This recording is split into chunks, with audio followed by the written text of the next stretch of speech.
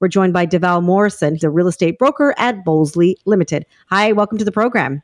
Hi, thanks so much for having me. So, Davelle, tell us a little bit about this Canada Housing Benefit. How can someone apply for it? Well, the application process does start Monday. I find it actually a really interesting program because it's only for if you have a household income, if you're an individual, of $20,000 or less, or if you're a family of $35,000 or less. Which I have to say, with those amounts and the fact that the average rent in Toronto is more like $2,300 a month, I'm not exactly sure how this program is helping with a rent top-up. Because somebody who's making under 20 or under 35, it's almost to me as if the income amounts should be much higher. Because if you take that the average rent is $2,300 or $2,000 a month, and if you factor in the fact that that might be 30% of what somebody makes, then really this should be offered to somebody who's making $50,000 or $80,000. Yeah, and someone who has that low of an income would have other resources. They may already have a reduction in their rent. They may be living in a co-op. This really doesn't. This doesn't really address the issue of those people who are paying, like you said, that $2,000, $3,000 for a one-bedroom apartment, for example. Exactly, and I would say that those are the working poor, and those are the people that actually really do need help. I mean, they've called it a rent top-up, but perhaps they should have just called it something else and said, you know what? We just want to give low-income earners some money. Because really, if it's going to be a realistic rent top-up, well, to me, those income amounts need to be increased. And it is a one-time top-up, as they're calling it. What's your reaction to that? I mean, $500 is a chunk of change that is absolutely, I'm sure, needed by many people. But it's not life-changing money, and it definitely isn't something that you can depend on for the long term. Absolutely, but you know what? They should have just called it a Christmas bonus. Honestly, they just should have said, you know what? Merry Christmas. Here's $500. To qualify for this, you definitely have to have, been submitting your income through the CRA. You have to have an account a bank account already set up through the CRA. So there are a couple of hoops to jump through to make sure that people aren't scamming.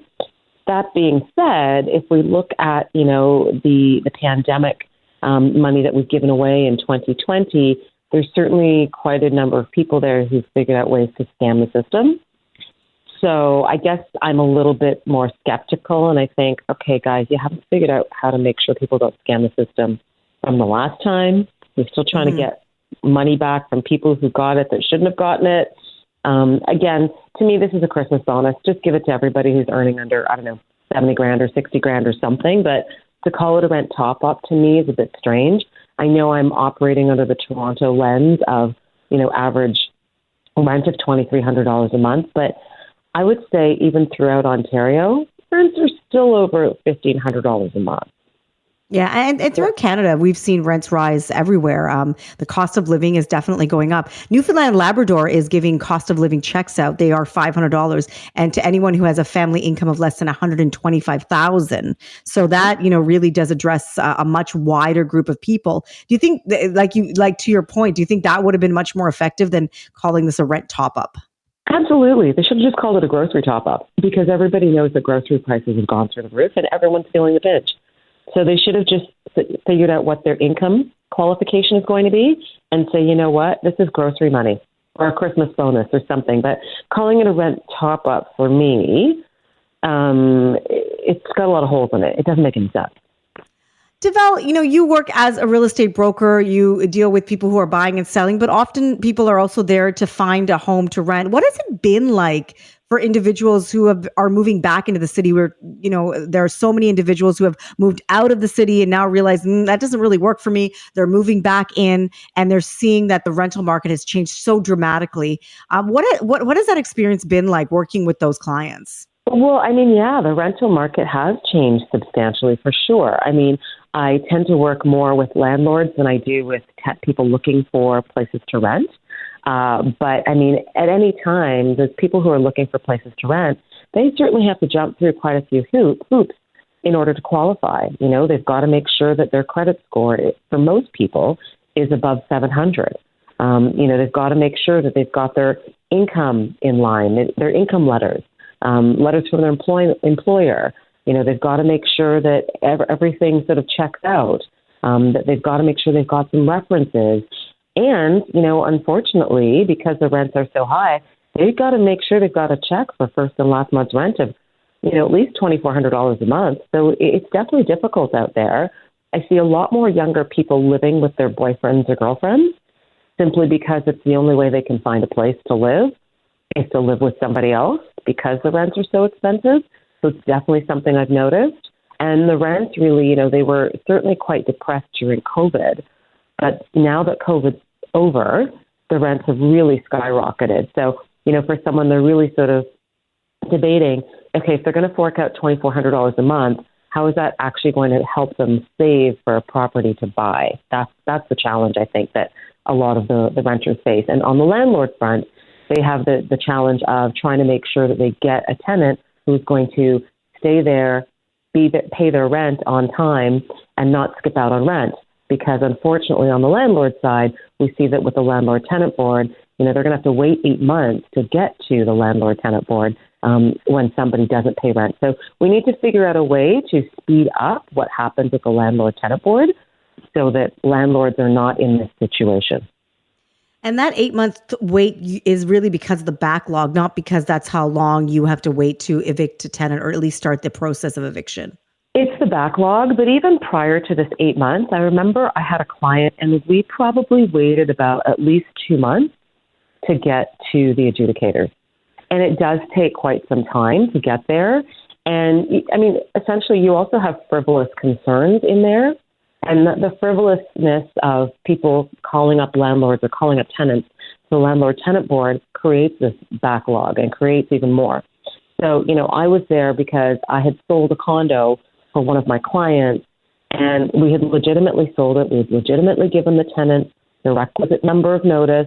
We had given them a declaration that the new buyer was actually going to live there, and they still went to the landlord-tenant board to fight it, and then they got an extra month out of it.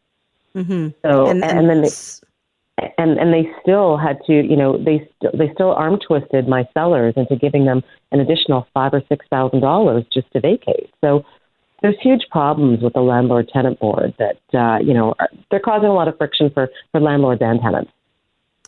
What's your best advice for someone who is looking to rent a place? Maybe they've moved back into the city. They're worried about the cost of renting.